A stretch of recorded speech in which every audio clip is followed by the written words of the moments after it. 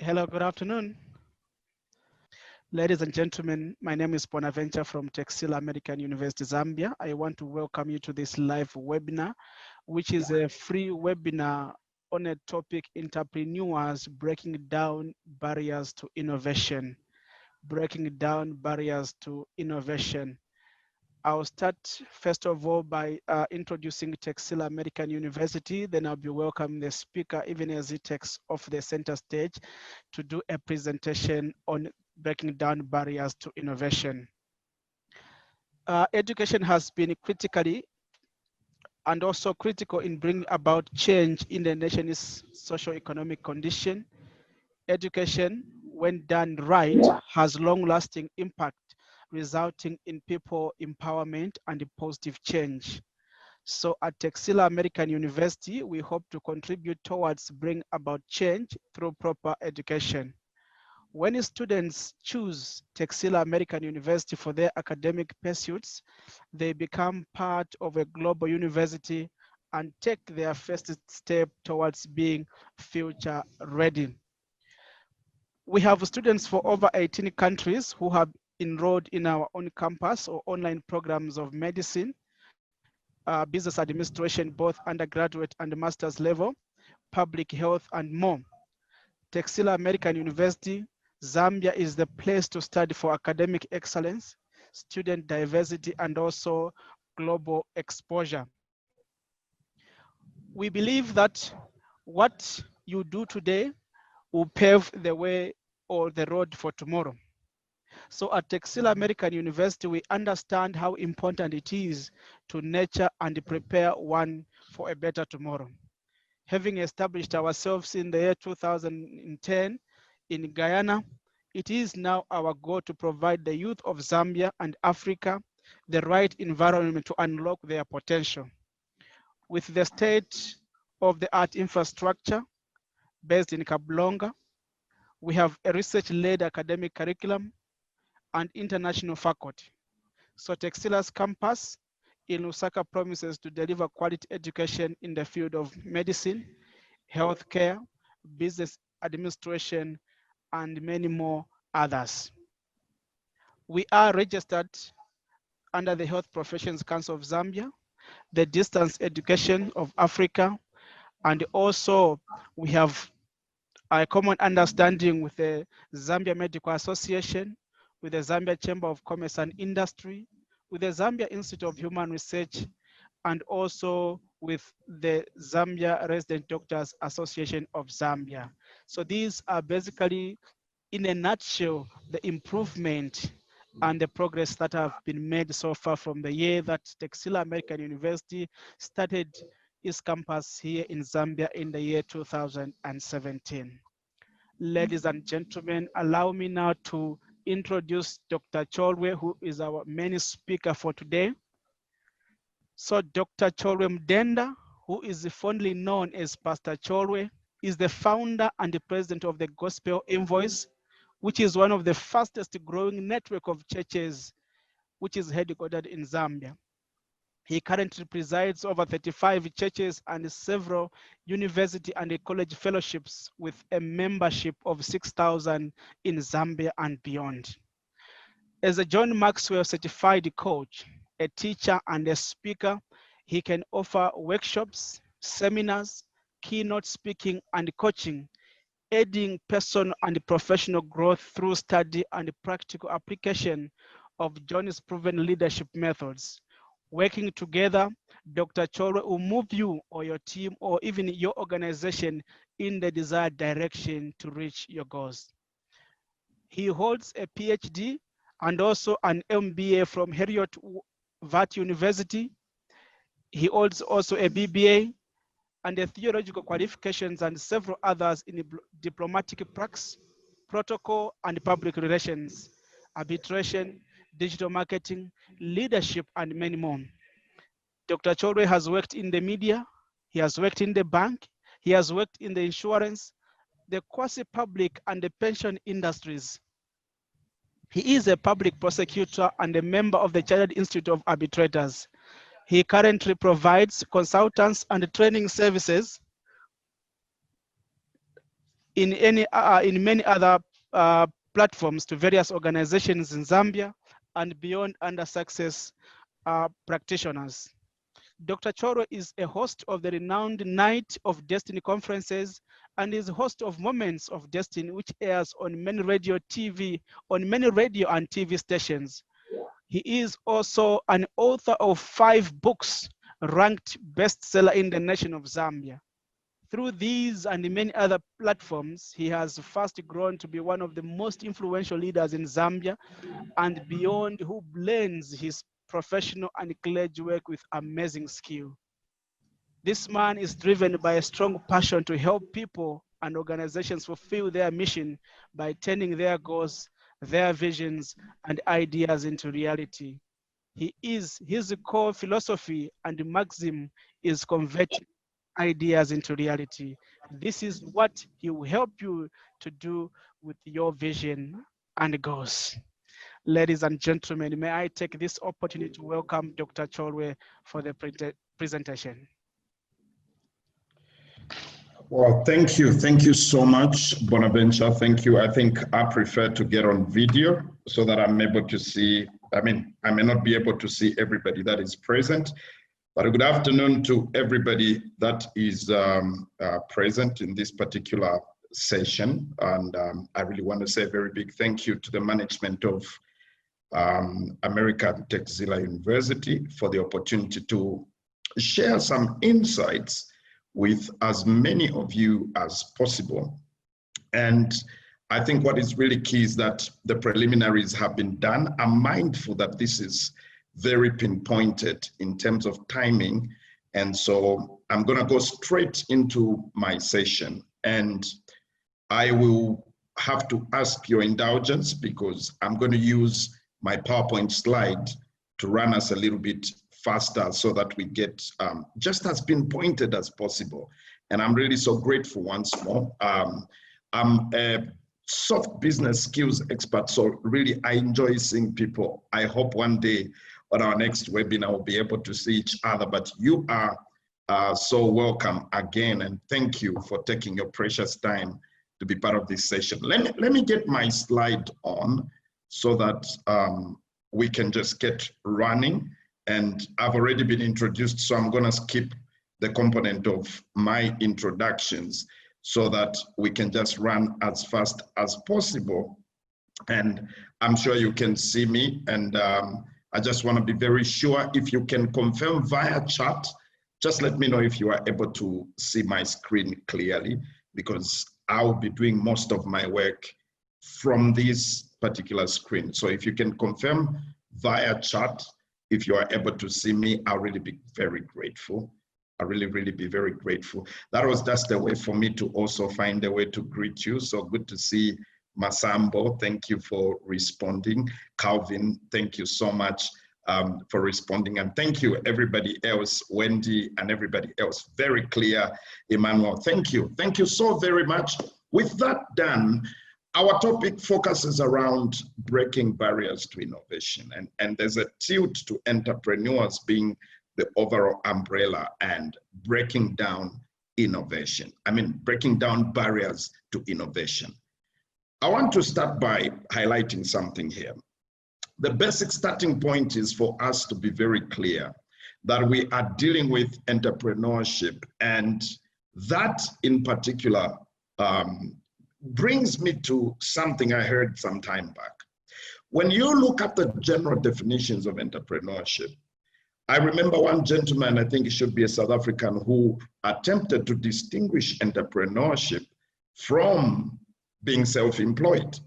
But in my presentation, I just wanted to put a disclaimer that I'm going to address it in such a way that we can understand this from the largest blue chip organization's perspective to a startup person at the lowest, which is an individual. The principles I'm going to share with us for breaking down the barriers to innovation are going to be very cross-cutting. And if you really want to get the best out of this session, I have another disclaimer.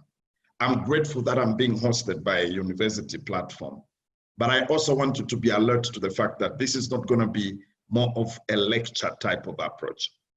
It's going to be informed with a lot of practicality, and because currently I am more into day-to-day interactions with organizations from a C-suite perspective. One of the things you may not have been told about me is that I'm a balanced scorecard professional. I help organizations with their strategies, and also innovation is embedded within the whole idea of strategic management. So I'm putting that to say, most of this session may not draw from what you may find in textbooks, but you can certainly find that it will be very relevant for the actual practical business world, because I come from the practical side, much as I've done these things education-wise up to PhD level. And so let me get back into the session and address it in a very pinpointed way. So we are talking about breaking barriers to innovation, and I really want to get this running in a very interesting way. Starting point, I would like us to establish some very simple things. Ignore that I've already been introduced, but the normal way is when I'm preparing a slide, I just make sure that I'm able to introduce myself on my own. So let us skip that part because of time. The order of my presentation this afternoon will follow, first of all, a working definition of what we are talking about in terms of innovation, because the focus is breaking down barriers to innovation. So we're going to establish that. Then we'll look at the practical barriers, okay? And by practical barriers, I'll be focusing more on those that we really have control over. If I was going to come in a lecture setup, I was going to come and tell you about how to navigate unfavorable government policies, how to navigate an unfavorable economy, how to navigate unfavorable international policy, and how it impacts the innovation aspect in entrepreneurship. But I want to be very practical and look at us looking at the barriers that are within what I may say, our fault. That may be within our control. That may be within our reach, because for some of those high-level barriers, like as they relate to the economy and the international policies and all that, some of those high-level barriers, there's very little you can do about them apart from navigating around them. So, but I want to look at some of those that are within your control, and you can actually do something about them. So there's going to be this practical tilt, but mainly to things that are within the control of an organization or an individual. And so let me get us back to this. And so we're going to look at those practical barriers, and then we'll look at breaking the barriers to innovation. How do we address? I think once we've identified the actual barriers, it's very easy for us to say, what do we do then, which is the focus of this afternoon, to breaking the barriers to innovation. Let me run us quickly and look at what innovation is. Innovation, in its simplest form, if you're able to follow my cursor over there, in its simplest form, it means venturing away from familiar ground into uncharted territory. Venturing away from familiar ground into uncharted territories. And of course, we should remember that innovation for entrepreneurs should be all about improving the bottom line. It should be all about improving the figures. It should be all about improving the competitive edge of the business. So we are talking about profitable innovation. And so it is about moving away from familiar ground into uncharted territory. But there should be an underlying thinking that in any organization, profitability results should be the ultimate focus of this innovation. Now, in discussing innovation this afternoon, like you see on my right side, we are going to really be talking about innovation as it ranges from, the biggest disruptive ideas that change the way the entire market works, even down to the simplest definition, which involves improvement on simple day-to-day tasks. So innovation is very wide in scope. You may be dealing with it from the big, disruptive ideas that just come and change the way the way the entire market just works, all the way down to the most basic improvement of the way day-to-day tasks are handled. And so our definition of innovation is going to be better to understand if we just say moving away from familiar ground to uncharted courses in the process of advancing business continuity as well as profitability for the entity.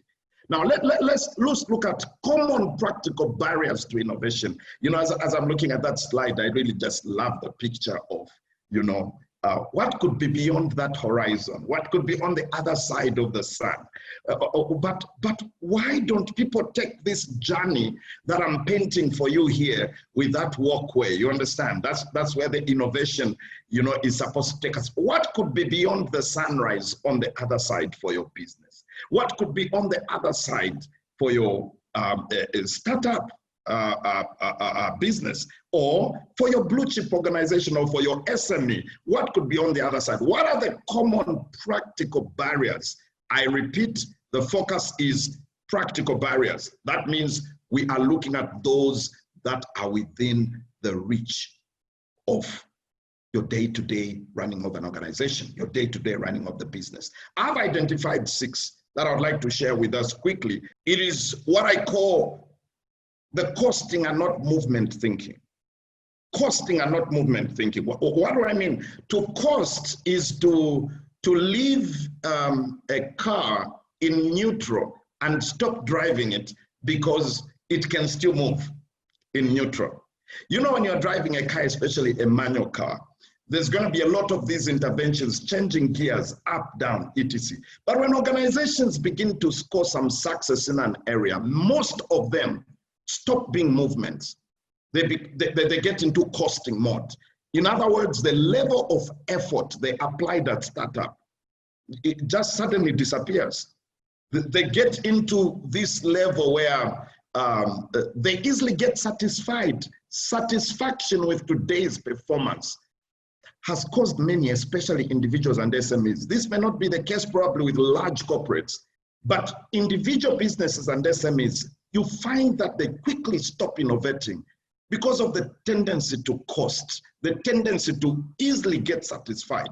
Now, by the very definition of entrepreneurship that you find globally, you would discover that the average entrepreneur is not meeting the very definition of entrepreneurship, because majority of scholars, majority of business leaders, industry leaders have said, if you are indeed an entrepreneur, the thought goes beyond meeting your needs. It goes to setting structures that can have an impact on the business landscape, irrespective of how far.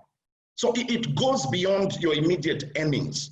When you are thinking entrepreneurship, you're thinking beyond your immediate business. You are thinking structures. You are thinking a business that has a clear BCP, you know, a clear business continuity plan, because it understands that it's not here to cost and just get a few things. It's a movement. You know, I'll give you, for example, Coca-Cola is still here today. Typical example of what entrepreneurship can produce. Structures that outlive the founders. But you see, the average entrepreneur, especially among the individuals and SME sectors, and if I'm going to apply it a bit more to our local market in Zambia, the average entrepreneur is not yet a proper definition of an entrepreneur. It's a self-employed person surviving. That is at the bottom. At the topmost, we have organizations also that have costed. They've established themselves in this sector. This is who we are. We manufacture this, and that's that. They are costing in that regard. But I'll show you how entrepreneurship thinks as we go on. But so this costing mindset, it is very common. And if you're going to summarize it for me, it is easy satisfaction with today's profitability, easy satisfaction with today's revenue, easy satisfaction with today's revenue share. I was talking to one gentleman and I was saying, look, your organization used to have this much market share and you are not as radical anymore. And the person proudly boasts to me and says, well, we enjoy the larger revenue share. And you see, that passion to remain competitive, to innovate, to stay on top of the game has been wilted away, just quickly withered away by the satisfaction of today's revenue share. But the funny thing is this, the business world is not static. It's not static, anything can happen anytime.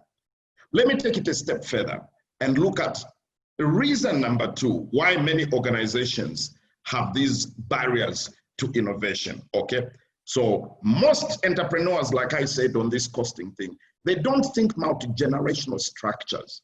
And so the idea of innovating is not really at the center, but innovative entrepreneurs are those who think movement and not costing, because they know whatever they are working on must go beyond just meeting needs. Now, you can see that this barrier applies to the startup individual, the small SME that is just coming up and all that. And so you understand. But let me begin to go into those that are universal, even across larger corporate entities. Number two barrier to innovation is the EXCO think tank concept. What is the EXCO think tank concept about?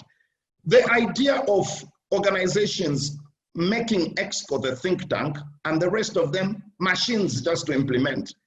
So there's this C-suite group that is responsible for thinking. You know, it reminds me of Animal Farm. So a few, for lack of better terms, the pigs, according to that satirical writing, are responsible for thinking, and everybody else just implements. So this little group has given itself the task of innovating. They will go for this workshop for 2 weeks, and when they come back, they will email to all of you what you are supposed to do. So, but if you are following events in the market, even the titles they're giving to managers are changing. In several places, they are replacing the title manager with business partner. Why? It is because you cannot have an innovative organization when there's the EXCO think tank concept. You just believe that these are the ones that are to think on behalf of the organization. The rest of the organization must just implement. That concept is dangerous. What progressive businesses are looking for is an EXCO which is leading a team of thinking partners. Okay, so everybody in the organization becomes a thinking partner. I worked for one newspaper in this country, beautiful newspaper some time back. And with this newspaper, you would find sometimes stories that were incomplete, a huge picture on the front page, okay? And when you look for the story, it is 3 lines inside, but the picture attracted you. And I would ask myself, how do they get all this news? Know what I discovered? Everybody in the organization was taught to be a thinking partner. A driver who was on the way to deliver newspapers in Mwinilunga, if he saw anything worth reporting, even if he doesn't have all the journalistic skills to describe the whole story, he would take the photo, send it to head office, narrate in a few lines what has happened, and the following day it is in the paper, and this paper is seen to report matters as they happen. Reason is because they didn't have an EXCO think tank approach to their work. Everybody in the organization was a thinking partner. So let me say something, especially if you are part of senior management where you come from. Let me say something to you. The junior of yesterday and the junior of today are very different. Just because you have a girl working in the reception does not mean her thinking is reception level. A lot of these young guys, a lot of these entrants from the market are serious thinkers. They are undergoing a lot of mentorship privately. They are innovative. They are so ambitious and ready for achievement. But if you maintain the EXCO think tank approach, you will discover that you're not tapping into who they're supposed to be. And guess what? The buy-in is going to be low. And so if you maintain that, the result in the organization is that you have employees are not thinking partners. But if you are an entrepreneur and you have started employing people, just watch against this whole idea of suggesting that thinking through solutions, thinking through innovation, thinking through the next level of the business is the preserve of those few people who, whether you call them EXCO or whatever, very common in large organizations. But I'll show you how other organizations treat this element of converting all the members of staff into thinking partners. And one of the ways you can know whether you currently have employees or thinking partners, just check the characteristic of the emails, the reports you receive. Are they so full of ideas, or they are so full of challenges and day-to-day issues and terms of conditions of service and all that? And so this EXCO think tank concept has damaged innovation among many entrepreneurs, because then they have a cadre of people that don't think with them, a cadre of people that do not run with them and think with them. Number three, in fact, before we get off that, there's something very interesting Steve Jobs said. Steve Jobs said, it doesn't make sense to hire smart people and tell them what to do. We hire smart people so they can tell us what to do.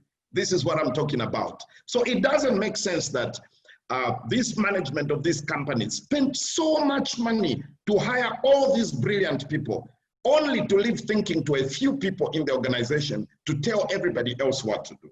It doesn't make sense. The solution the business is looking for may be coming from somebody who sits in a corner in one department somewhere. And so great organizations, great entrepreneurs promote innovativeness by facilitating for business partners, thinking partners across the organizations. And I think banks have really started emphasizing this so much. Most of their HR people are called HR business partner. They are saying to the HR person, your job is not to recruit people for us. Your job is for you to innovate also. You are supposed to think through the entire business, see where the business is going. And as you are recruiting this person, you should be able to also challenge or justify why we even still need this person. So HR business partners are not only going to be held accountable for filling up the structure, they should be able to justify the productivity of that structure, how this structure is helping the organization to innovate and go forward. Number three, barrier to innovation is department-based approach. Department-based approach to innovation. I've seen organizations that have this strategy team, they have this R&D team, wonderful, excellent. But while this team is a department, innovation should be cross-cutting. In fact, I usually say to people, entrepreneurs and organizations that promote innovation have converted R&D and strategy teams into laboratories from which they process innovative suggestions from across the business.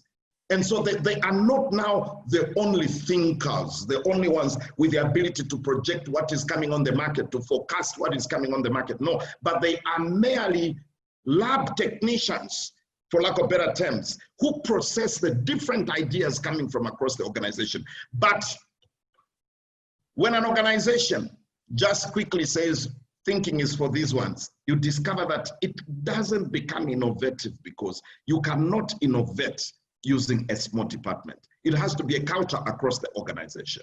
Number four, barrier to innovation, is the strategy culture mix.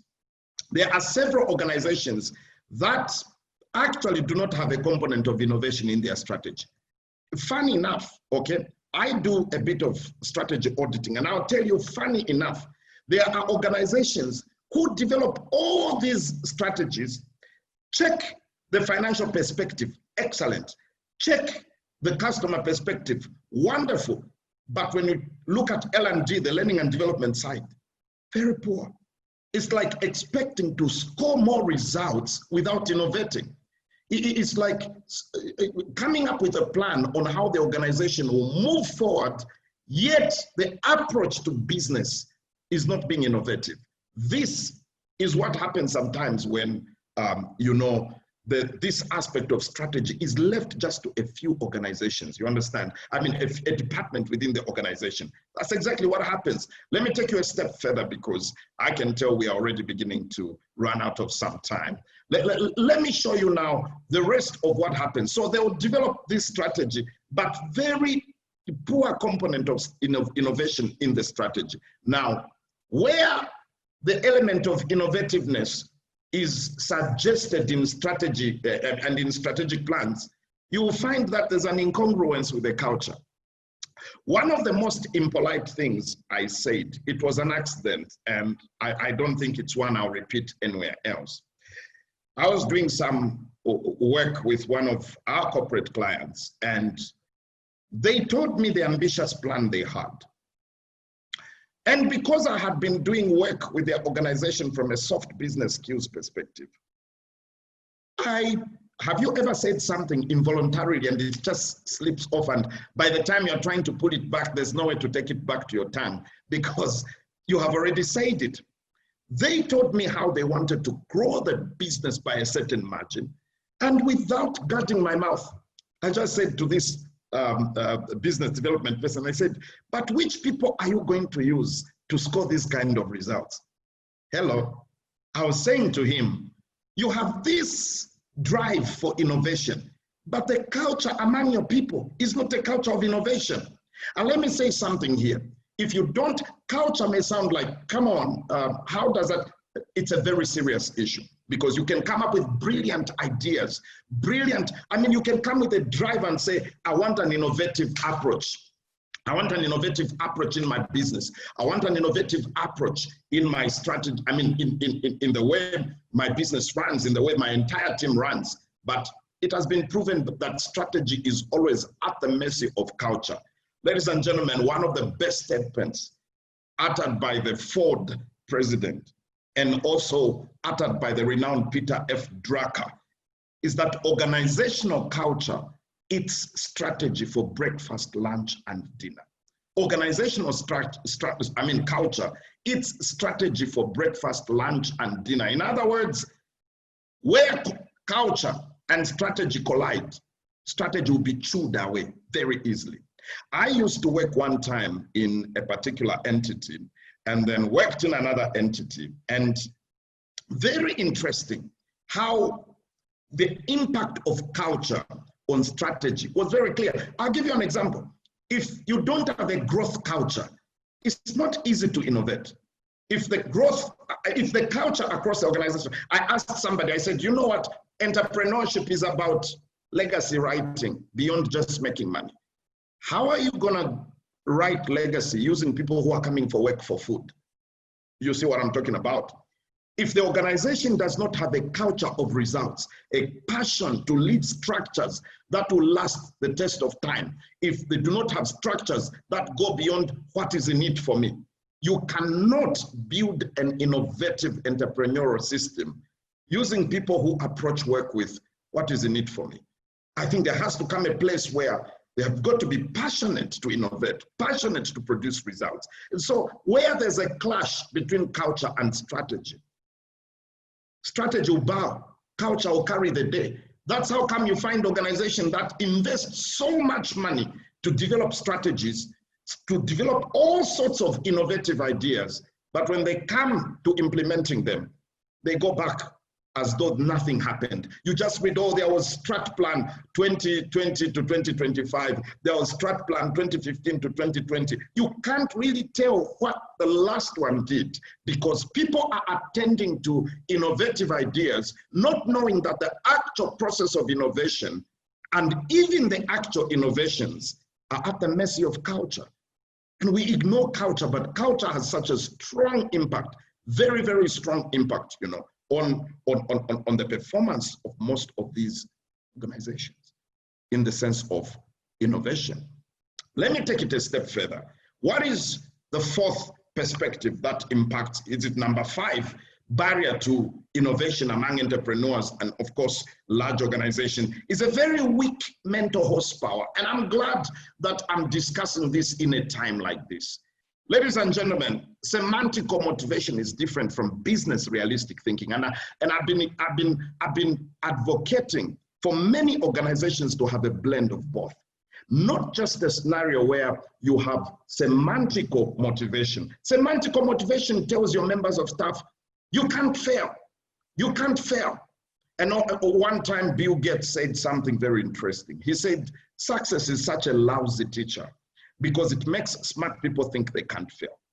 So many organizations, in the name of motivation, they tell their people, failure is alien to this organization. This organization does not fail. Then when anything that looks like failure comes, the members of staff don't have enough mental horsepower to turn the situation around because they are motivated unrealistically. So is motivation bad? No. But we need to give what we call business realistic thinking. And business realistic thinking requires you to remind your team that things sometimes don't go always as planned in business. There are times there'll be turbulences. Right now, the average business that is not innovative, the average business that did not give their members of staff business realistic thinking is under stress. What do I mean? They are under stress because suddenly a year that began in a different way by March was totally different. And I'm going to show you that there are heroes of innovation, even locally, that I can show you as an examples, where their members of staff, the normal thing to do was to close. But because they were realistic, they knew things don't always go. And this is something every entrepreneur needs to know. In the world of business, things do not always go as planned. So imagine having this cadre of members of staff that you told that they don't fail, which is okay. But you should have told them that even in the concept of not failing, we are not suggesting to you that the business environment is constant and favorable. There are times it will be hostile. There are times it will affect your numbers and make you look like you are failing. Do they have enough mental horsepower to turn around moments like that? In the absence of that, they will not innovate. They'll throw the towel in. And I have seen this one being so common and so real across different business houses. Ladies and gentlemen, what I meant in that regard is that reality is that things don't go always as planned. And I'll never forget hearing a gentleman called Charles R. Swindoll saying, life is 10% what happens to you, by 90% how you respond. In other words, organizations that weather the storms are those that are innovative in response.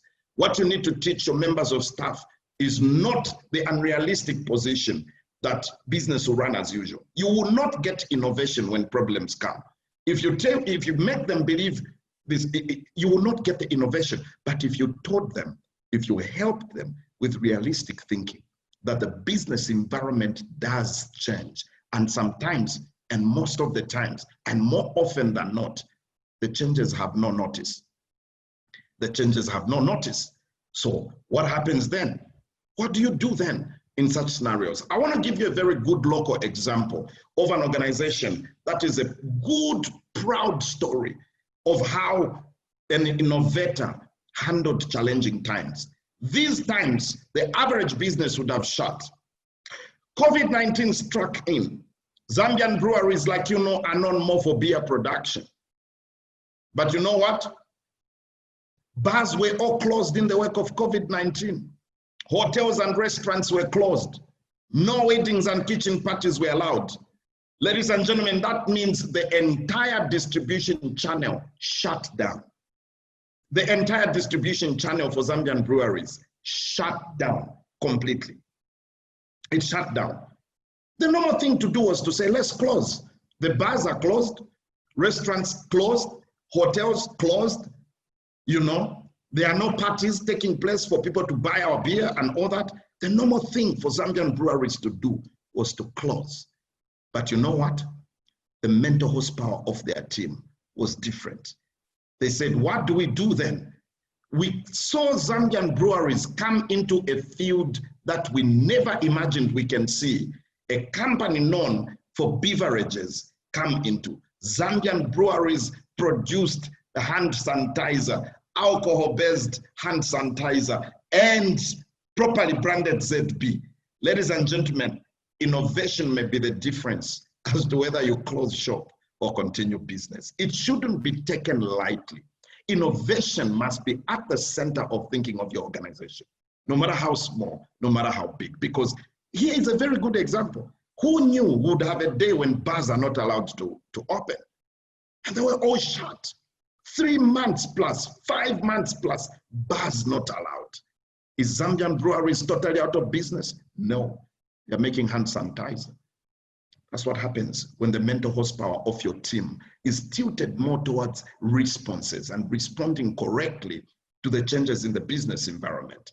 And I want to give you the sixth one. The sixth barrier to innovation has to do with an in-out integration of customers. What do I mean? There's sometimes this rigid specialization, even when market needs have changed. And this can be a very big, serious barrier. Ladies and gentlemen, many entrepreneurs fail to innovate because they don't read customer needs well. It's like Zambian DJs, as an example, Zambian DJs who get their favorite song and play it for you day in, day out, and say it's the top, it's the leading song.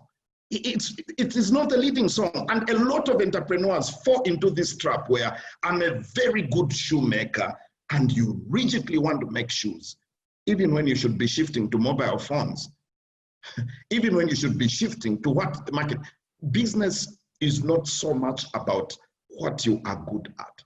It's so much about what the market needs. And then you use what you have to innovate and get into what the market needs. Tim, let me push this a little bit more and get us somewhere, because I want to start closing and just get a few comments from my hosts here. Reality check is this. Sometimes it's the cost of migrating to new product lines on account of very heavy investment that discourages some people from innovating. Now, let me give a warning as we go to breaking down innovation barriers.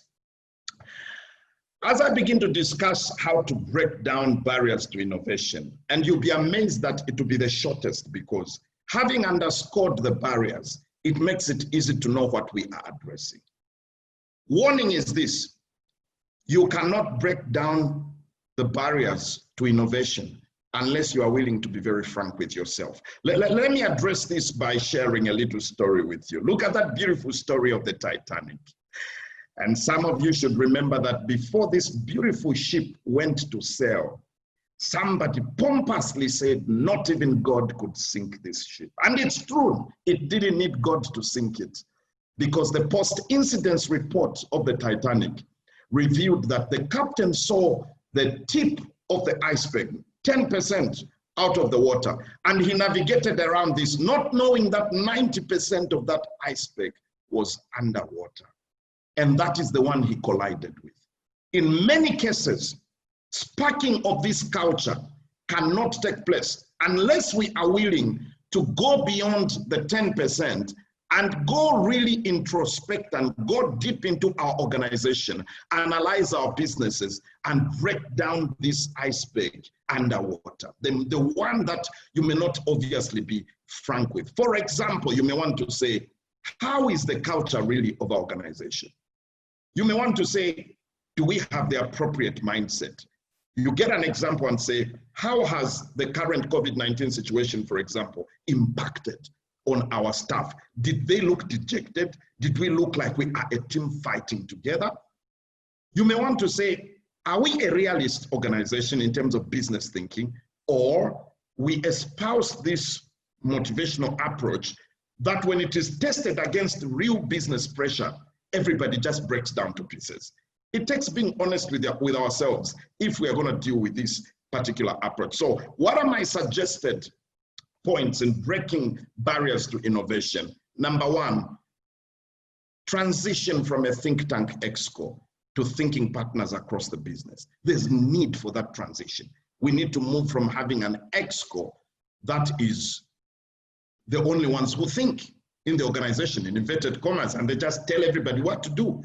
We need to promote a thinking business partner approach across the business world. Number two, stimulate business intelligence thinking across the business as opposed to departmental approach. You know, we need to go beyond this approach of there's this R&D and strategy department. No, we need to stimulate skills for forecasting the future, analyzing customer needs, analyzing trends, projecting where the world is going, projecting how different innovations and developments elsewhere might impact our business. For example, even just challenging everybody to analyze how the COVID-19 situation is likely to impact the business. You'll be triggering business intelligence thinking. Number three, reinforce in order to spark an innovative culture. In other words, what is your attitude to those who are innovative? If you keep reinforcing positively those who innovate, rewarding innovation, praising innovation, you discover that a culture of innovation begins to form across the organization. But in the absence of clear positions being taken to reinforce innovation, the culture may not come in your business.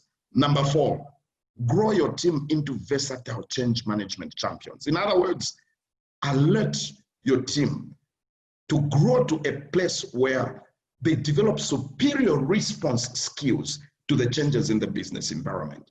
It is dangerous to assume an all things being equal approach in business all the time. The best is to develop versatile thinkers who are able to take note. But there's another beautiful story on this point, which really makes me so proud in Zambia again. A gentleman called Dr. Rosias Siatwambo, Great North Road Academy. He noticed there was a problem in the schools. Pupils were abusing alcohol and drugs in schools around, and he decided to form the Great North Road Rehab Center. It's not really an educational product, but it's a necessary product for what he's doing. It's because he has a business thinking group in the team, and then he gathers all the teachers sometimes at very periodic times to innovate, to think of how they can handle situations. I remember the time we had cholera in the country. I followed the activities of Great North Road Academy, the high schools and all that. And it was interesting because of cholera, schools were closed. And the man quickly said to his team, let us sit down and think of how we can make money out of the cholera situation. Guess what they did? He brought in what they called catch-up tuition. Catch-up tuition. That was because he knew that when people come back to go into exam classes, they'll be panicking. And that catch-up tuition became, you know, it became a great idea of, I mean, it became just such a broad, beautiful product that just took the business to another place. So what am I trying to say? Instead of just developing a motivated staff, develop a motivated staff that is full of change management champions, people that are not going to break in the face of pressure. Let me take it a step further and look at this. Cash in on customer complaints and needs. For me, I usually tell people that when a business fails to innovate, the issue is usually because they've closed their ears to customer complaints. Customer complaints, I wish I could show you the impact of customer experience on the buying decisions of different clients. I've done an entire presentation on that. It's amazing how the world has tilted. You have heard it in different places, how the shift now is even beyond just customer care to customer experience. But many entrepreneurs ignore customer complaints. For me, they are very good raw materials for breaking the barrier to innovation. They are actually good raw materials for innovating and starting from. I could say so much this afternoon, but the time may not allow me to just get into all that I had to share with you. And of course, I'm running into another webinar starting at 2 p.m. So I've got to let my host take over at this stage. So, but let me end like a pastor. I like a favorite passage in the Bible. It says, now that you know these things, you will be blessed if you do them. Ladies and gentlemen, Dr. Cholo is my name. Thank you for listening. Over to you.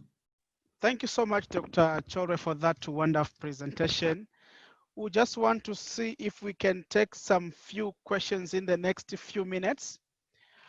And also just when there will be some few questions, I'll also allow the poll. So all the participants, out of 16, only 10 people have taken the poll. Please, there's something which has popped up on your screen in green.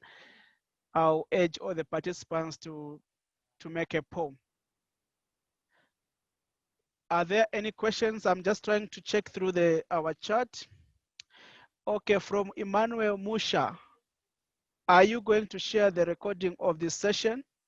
Yes, we are going to share, especially the PowerPoint presentation. We're going to share it.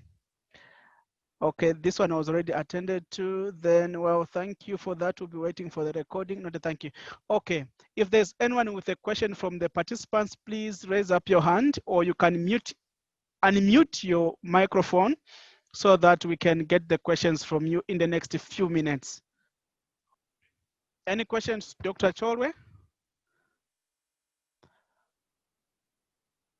Okay, Dr. Cholwe, there is a question in the question and answer from Clarice Chirufia Chiwisa.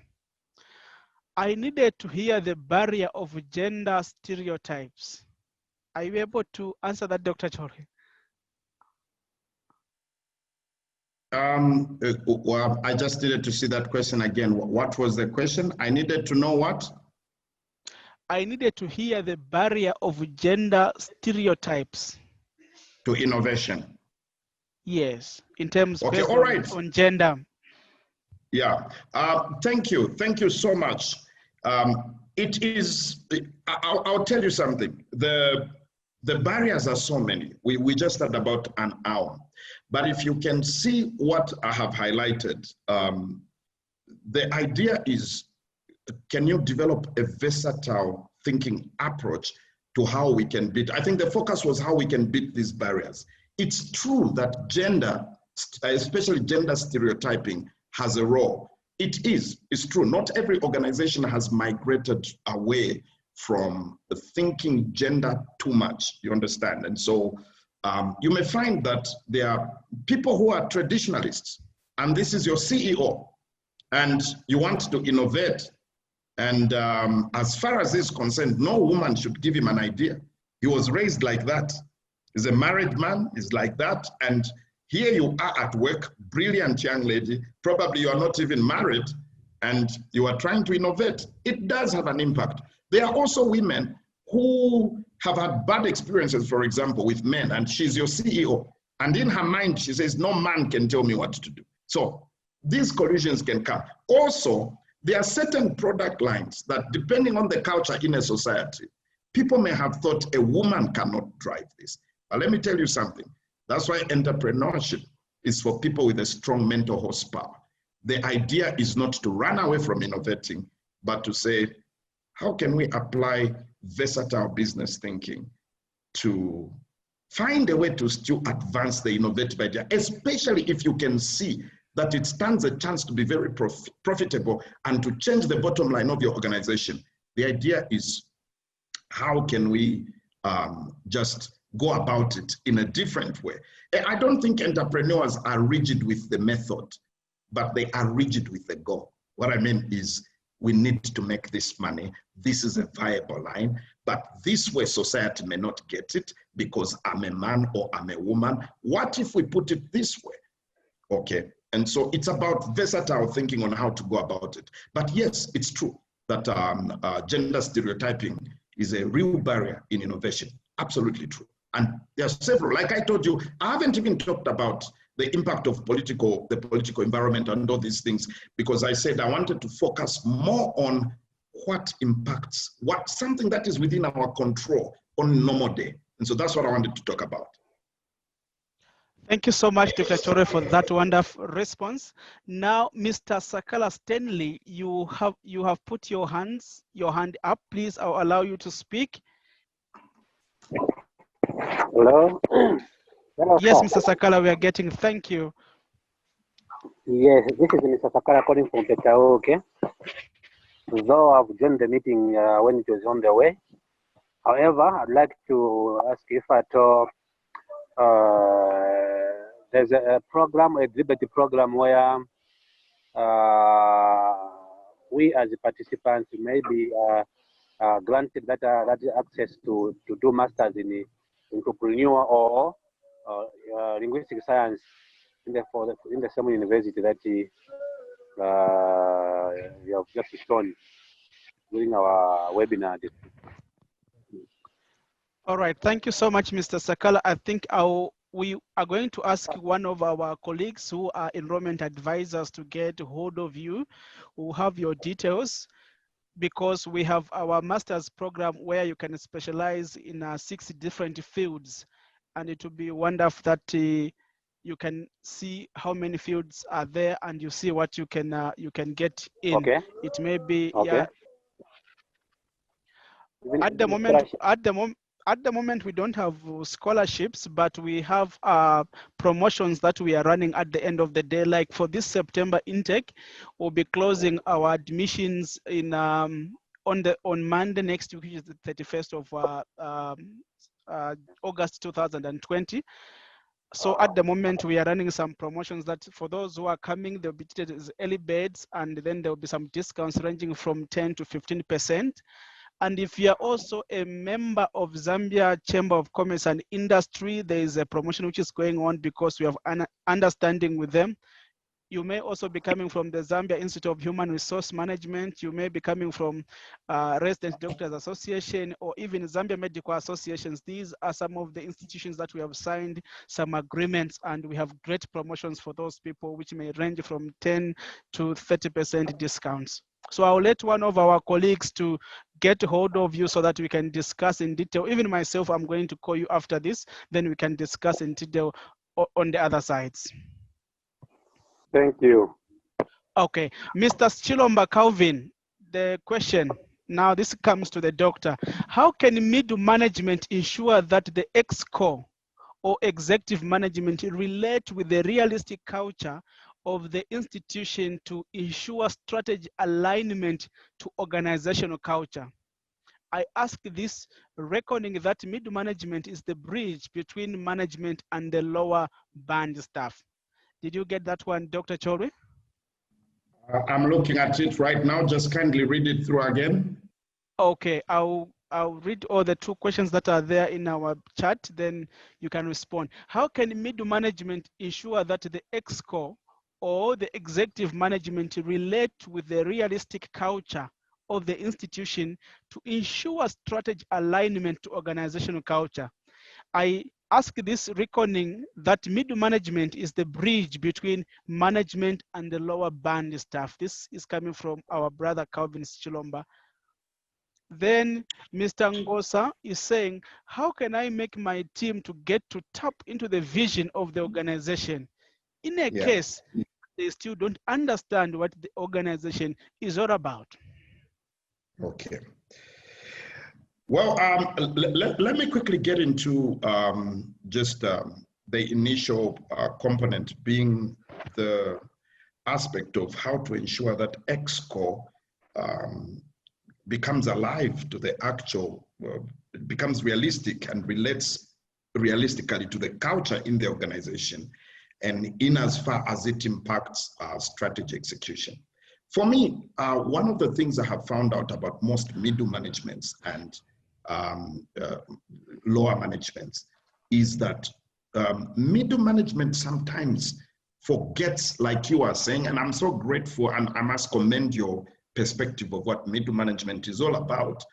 You are the ones who play the most critical role. For soccer lovers, you're like the midfield of the organization. You have the very difficult task of linking the operational side to the strategic task side. The issue for me is, what do you dominantly present when you have a chance to appear before EXCO? What shocks me is that sometimes we have more of middle management that are quasi-union leaders. Whenever they go to EXCO, they talk conditions of service. They talk all sorts of things. We get from people what we dominantly ask for. If we are always talking these issues and talking about them in a very frank way, it becomes an issue. Now, I know you're going to tell me that realistically speaking, sometimes EXCO is intimidating and you want to keep your job. There's one of the things I tell people in my personal development programs for managers. I tell them that by the time you reach middle management, you must not just have your job to advance, but your professional integrity to protect. In other words, the number of options for you must increase. In other words, you must be able to communicate frankly, not being afraid of losing your job, of course, not being antagonistic per se, but being able to say, for my professional conscience, if we can't deal with things like this, I can even leave, but I'm not going to massage a culture that does not, especially when there's more than enough proof that this culture is retrogressive, people are aware about it, and they're not doing anything about it. When you handle matters from that perspective, when you become that frank, and when you are very clear when you go before EXCO, that you're always talking strategy, you're always talking the bigger picture, you're always talking culture, one day it will give way. Is it an easy task? No. Let me say this to you, just to be very realistic, because I come from the school of being very realistic, probably because I've served in management teams and I am still serving in management teams.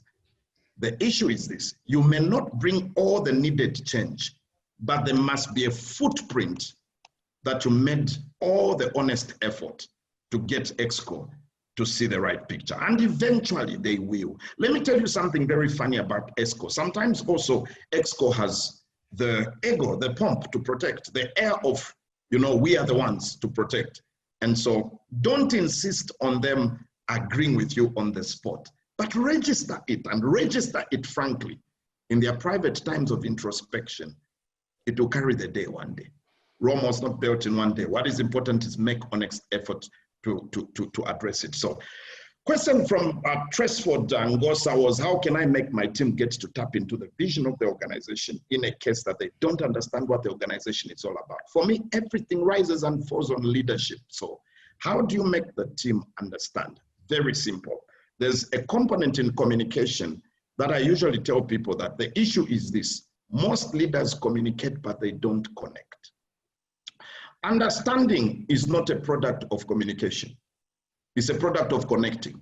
Do you know somebody can bring out a brilliant idea, but because there's a disjoint with them, the idea won't carry the day, and somebody with an idea that in your mind you might, allow me to use in polite terms, you might even dismiss it as nonsense. The nonsense wins for the day. What was the difference? The one who was sharing the nonsense has connected with the team, and so they can buy their nonsense. The leader with a brilliant vision, nobody gets it. For me, most leaders try to shove the vision down the throat of the people. It doesn't work. You've got to make effort, first of all, to connect with the team. You've got to connect with the team, because everyone communicates if you connect. Like, how can a team, an EXCO team, go out for a very 2 weeks of strategic planning? Then you come and send an email to the rest of the organization. I can tell that kind of approach, people are not serious then with their strategy. If it took you, who are so educated, you with such high level business understanding, 2 weeks to bring it together, how long do you think it will take the people down? You might even need then, after developing the strategy, developing the vision of the organization, to develop a very robust communication plan so that the people on the ground get what the organization is all about. And that would be the quick response I can give you now. Thank you so much, Dr. Chore, for that wonderful answering of the questions. Do we have any other questions? I'm trying to check through. Okay. Now, Stanley Sakala says, do you offer courses on entrepreneurship and linguistics at master's level and being awarded 100% scholarship? Okay, I've answered this one. I'll get back to you. Clarence Chirufia, how can I make my team to get to, okay, this one has been answered. I can't see any other question from the panel. Okay, I'm still checking if we can have one more question and we can close it. Brother Tresford is saying, thank you so much, Dr. Chorwe, Pastor, we really appreciate. Okay. One more question. We exactly at 1 hour. Okay, it seems that we are coming to the end of the program. I want to sincerely thank you, all the participants, for having found time to join us in this live webinars. We have our webinars every month, and these are usually communicated to some of the people via the LinkedIn, the WhatsApp, the Facebook pages for Texila American University. I also want to thank you, Dr. Chorwe, for finding time in your busy schedule to just come and speak to us. Personally, I have been blessed and encouraged in my own personal life and also as part of an employee to a big organization in Zambia. Now, since we are coming to the end of the September intake that we have been enrolling, allow me to let all the colleagues and those on the panel and those who have been listening, we are having another intake which is opening in January 2021, which is for bachelors in business administration and also our masters in business administration with various fields of specialization, which range from finance, HR, marketing, productions management, and also accounting and banking and insurance. So those who want to see more what we do as Texila American University, please log on and visit our website on zm.tauedu.org, zm.tauedu for Texila American University education.org. Or some of you who may want to have direct contact with me, please, you can call me on 0971 269 503, 0971 269 503. From Texila American University, it has been me, Bonaventure Gwelengwe. I say stay safe and God bless you.